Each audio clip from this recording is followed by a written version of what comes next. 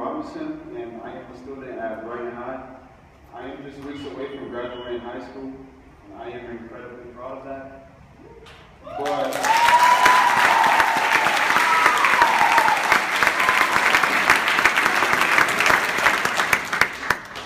But as I travel back and forth across school every day, I see many of my friends who are not going to make it.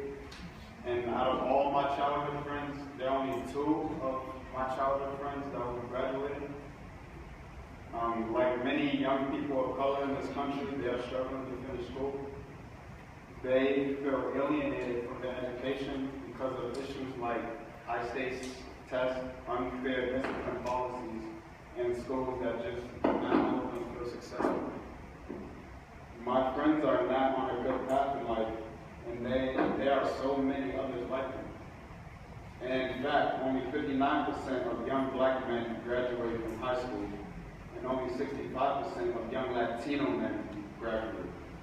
1 out of every 3 men and 1 out of every 6 Latino men will serve time in prison.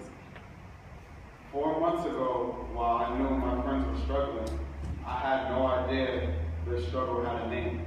I know now that they are caught up in the school to prison pipeline.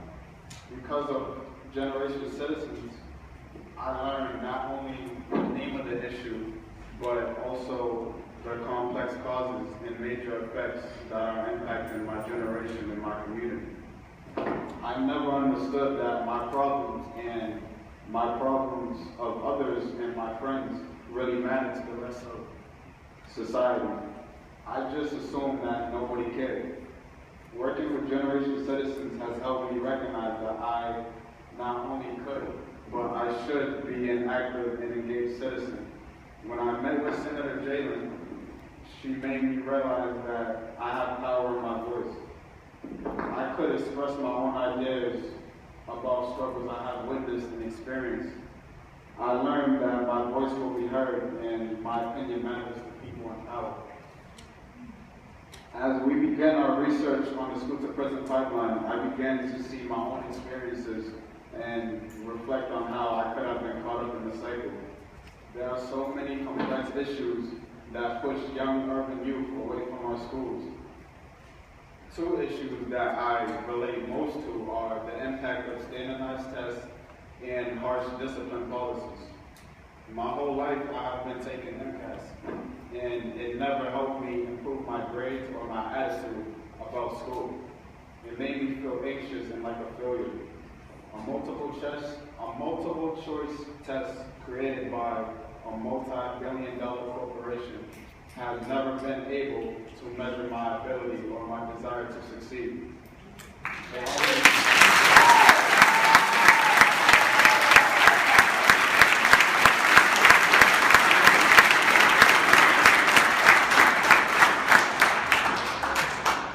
It only made me and my urban peers appear less intelligent than I knew we were.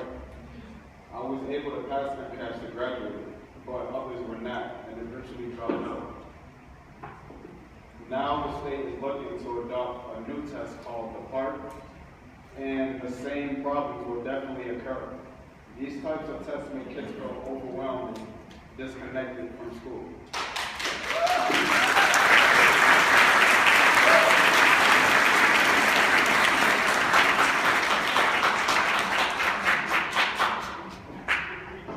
I just feel as strongly that harsh discipline policies push kids into the school to prison pipeline.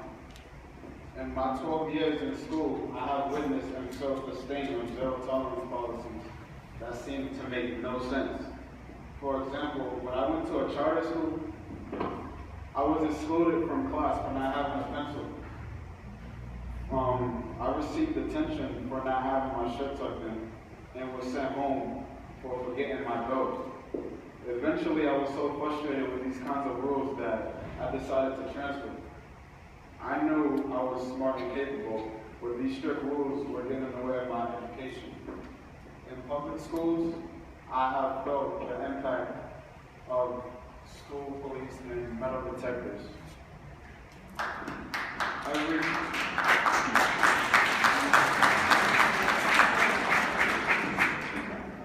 Every day I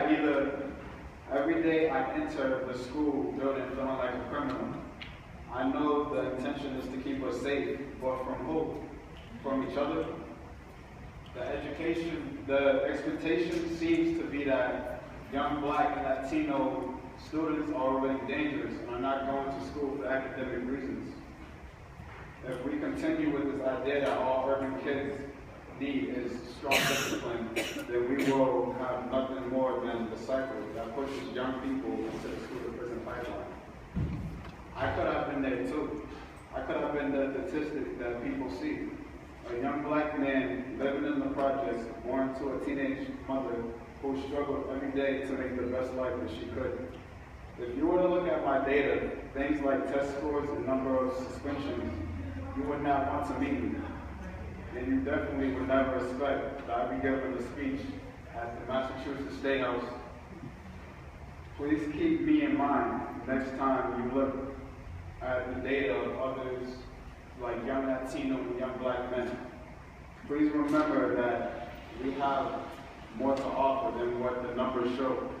But just because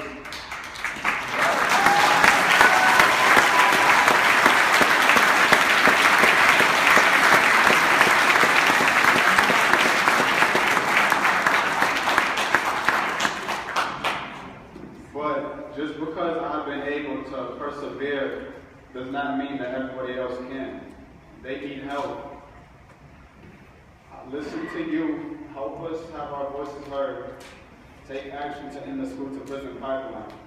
If all of you begin to question the insanity of zero-tolerance policies and high-stakes tests, Massachusetts can be the leader for real education in the United States.